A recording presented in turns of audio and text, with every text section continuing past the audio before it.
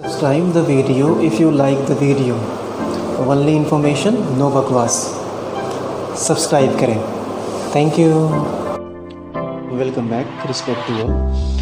आज हम बात करेंगे लेग्रांगे पॉइंट्स, जिसे लेग्रांगियन पॉइंट्स भी कहते हैं या लिबरेशन पॉइंट भी कहते हैं. ये बात है 1772 में, जब जोसेफ लुइस लेग्रांगे एक इटालियन फ्रेंच मैथमेटिशियंस थे जो इस बात की स्टडी कर रहे थे स्पेस में तीन ऑब्जेक्ट के बीच में ग्रेविटेशनल फोर्स कैसे काम करता है. यानी थ्री बॉडी प्रॉब्लम को डील कर रहे थे, मेनली ग्रेविटेशन के ऊपर. इन्हीं अपने एक्सप्लोरेशन के दौरान उन्होंने पाया कि अगर हम कोई भी दो ऑब्जेक्ट हैं स्पेस में, जैसे हम यहाँ पे अर्थ और सन के रिस्पेक्ट में कहते हैं. अर्थ और सन दो ऑब्जेक्ट हैं, काफ़ी मासिव ऑब्जेक्ट हैं.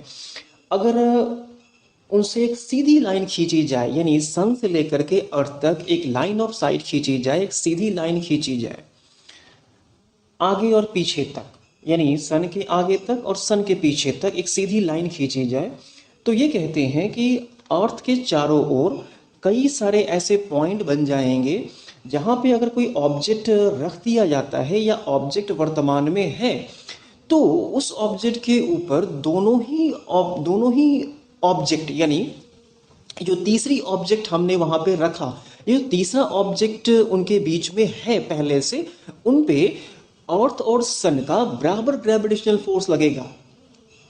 इससे एग्जाम्पल समझते हैं. मान लेते हैं हम अर्थ और सन के बीच में ही बात कर रहे हैं और एक लाइन खींची हमने सन से अर्थ के बीच में. इसमें हमने लेग्रांगे ने 5 पॉइंट्स को, 5 ऐसी जगहों को डिफाइन किया, L1, L2, L3, L4 and L5, जिसमें कोई भी ऑब्जेक्ट जिस पॉइंट पे दोनों ही ऑब्जेक्ट का ग्रेविटेशनल फोर्स जो होगा वो काउंटर बैलेंसिंग होगा और रिजल्टेंट जो नेट ग्रेविटेशनल फोर्स उस प्लेस पे लगेगा वो इक्विवेलेंट लगेगा. यानी वह ऑब्जेक्ट ना ही अर्थ की तरफ बहुत ज़्यादा एक्सेलरेट करेगा और ना ही वो सन की ज़्यादा एक्सेलरेट करेगा. अब यहाँ पे इन्हीं 5 पॉइंट्स के बारे में हमें समझनी है. L1 जो पॉइंट होता है वो अर्थ और सन के बीच में होता है, लगभग 1.5 million kilometre from the earth. यानी अर्थ से 1.5 मिलियन किलोमीटर अर्थ और सन के बीच में ही कहीं होता है.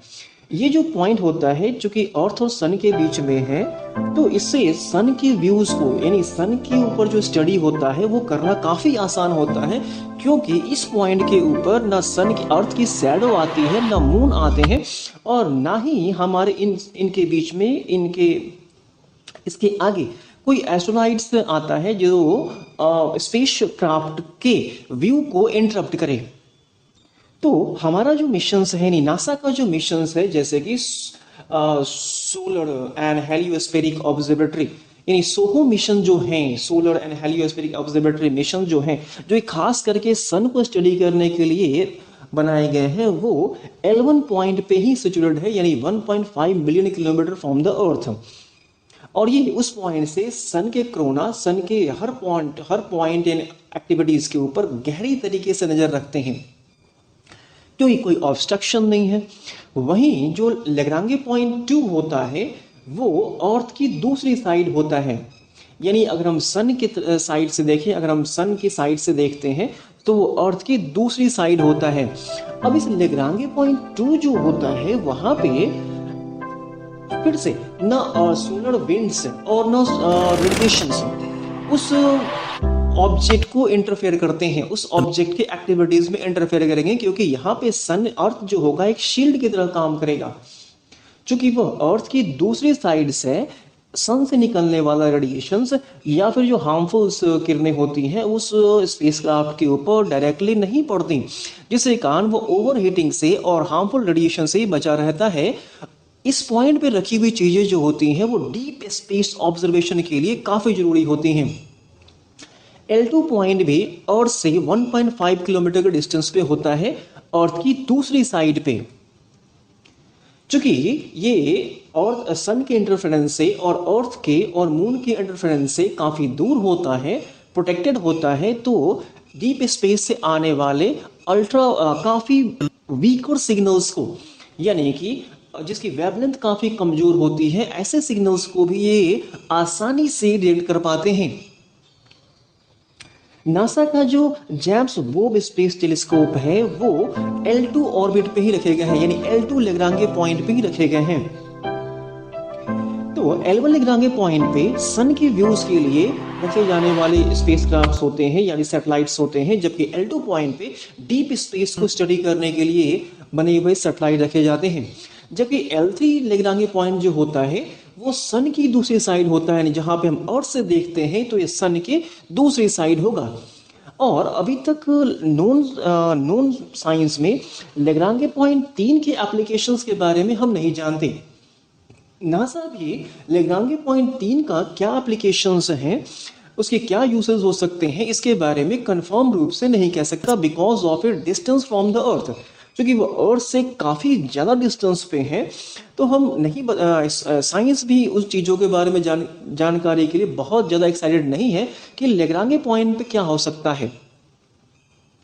हाँ, लेकिन साइंस फिक्शंस में ऐसी कई सारी मूवियाँ बन चुकी हैं, जैसे a man from planet x, जो एक फिक्शंस को दिखाती हैं कि वे कल्पना को दिखाती है कि हो सकता है उस पॉइंट पे कोई प्लैनेट एक्स हो सकता है जो कि अर्थ को रिवॉल्व करता हो। ये जो 3 लेग्रांगे पॉइंट होते हैं जो कि सीधी रेखा में होते हैं, सन से लेकर अर्थ तक आगे और पीछे एक सीधी रेखा में होते हैं, उसे कहते हैं अनस्टेबल लेग्रांगे पॉइंट। यानी इन 3 पॉइंट्स के ऊपर क्या होती है, ग्रेविटेशनल फोर्स इक्विवेलेंट तो होती है, पर इनको अपनी ऑर्बिट में उस पॉइंट पे रखने के लिए समय समय पर मैन्यूवर करना पड़ता है, मिनिमम मैन्यूवर, यानी उसकी पोजीशन को एडजस्टमेंट करनी होगी। लेकिन लेग्रांगे पॉइंट 4 और लेग्रांगे पॉइंट 5 जो होता है, जो कि अगर हम इसी लाइन से हमने एक ऑलरेडी एक लाइन खींचा है सन से लेकर अर्थ तक, और इसी को एक बेस बनाता हुआ अगर हम इक्विवेलेंट ट्रायंगल खींच ले दोनों ही साइड में, अर्थ से आगे की तरफ एक इक्विलेटरल ट्रायंगल और अर्थ से पीछे की तरफ एक इक्विलेटरल ट्रायंगल, 60 डिग्री आगे की तरफ, 60 डिग्री पीछे की तरफ। तो ये जो ट्रायंगल होगा, इस ट्रायंगल का जो अर्थ की आगे की तरफ हर एंगल जिसका 60 डिग्री बनाता है वो उसका लीडिंग पॉइंट होगा, और जो पीछे वाला है वो लैगिंग पॉइंट होगा, और जो लीडिंग पॉइंट है वही लेग्रांगे 4 पॉइंट होगा, और जो पीछे वाला पॉइंट है लेग्रांगे 5 पॉइंट होगा। और ये जो इस प्लेस पे रखी हुई चीजें जो होती हैं काफी स्टेबल होती हैं, इसे कहते हैं स्टेबल लेग्रांगे पॉइंट्स। यानी इस पॉइंट में रखी हुई चीजें जो होती हैं, इस स्पेस में रखी हुई चीजें जो होती हैं, उनको कभी भी उनके पोजीशन को एडजस्ट करने के लिए मैन्यूवर करने की जरूरत नहीं है, वो हमेशा के लिए स्टेबल रहती हैं, उसी पॉइंट पे रह के, उसी प्लेस पे रह करके वो सन को रिवॉल्व करती हैं। आमतौर पे जो नासा के ऑब्जर्वेशन के अकॉर्डिंग लेग्रांगे पॉइंट 4 और लेग्रांगे पॉइंट 5 में डस्ट और एस्टेरॉइड्स के पार्टिकल्स बड़े बड़े होते हैं। जैसे सन और जुपिटर्स के बीच में जो लेग्रांगे पॉइंट उसके रिस्पेक्ट में जो लेग्रांगे पॉइंट 4 है, लेग्रांगे पॉइंट 5 है, वो मिलियंस ऑफ एस्टेरॉइड से बड़ा है। अर्थ का भी जो एक लेग्रांगे पॉइंट 4 और लेग्रांगे पॉइंट 5 होता है, उसमें अब तक का एक नोन एस्टेरॉइड जो है अर्थ का एस्टेरॉइड, जिसको कि 2000 TK7 कहते हैं, वो इसी ऑर्बिट, इसी पॉइंट पे अर्थ को रोटेट कर रहा है, अर्थ को रिवॉल्व कर रहा है। यानी लेग्रांगे पॉइंट 4 और लेग्रांगे पॉइंट 5 जो होता है वो काफ़ी स्टेबल पॉइंट्स होते हैं, जहाँ पे बिल्कुल भी दोनों ही ऑब्जेक्ट से पड़ने वाले ग्रेविटेशनल फोर्स जो होते हैं बिल्कुल बैलेंस कर देते हैं एक दूसरे को, और उसमें किसी भी तरीके के मैन्यूवर की जरूरत नहीं होती। वो एक फिक्स्ड पॉइंट की तरह, फिक्स ऑब्जेक्ट की तरह सन को रिवॉल्व करता है। तो ये 4 लेग्रांगे पॉइंट जो होते हैं हमारे सोलर सिस्टम में, जो कि काफ़ी साइंटिफिक ऑब्जर्वेशन के लिए, स्पेस स्टडी के लिए काफ़ी ज़रूरी होते हैं। स्पेस मिशंस में नासा इन चीज़ों को बड़े पैमाने पे यूज़ करता है, चाहे वो सन की स्टडी के लिए हो या आउटर स्पेस की स्टडी के लिए हो। आज की इंटरेस्टिंग टॉपिक आपको कैसी लगी? अगर अच्छा लगता है बिल्कुल भी सब्सक्राइब करें। Thank you.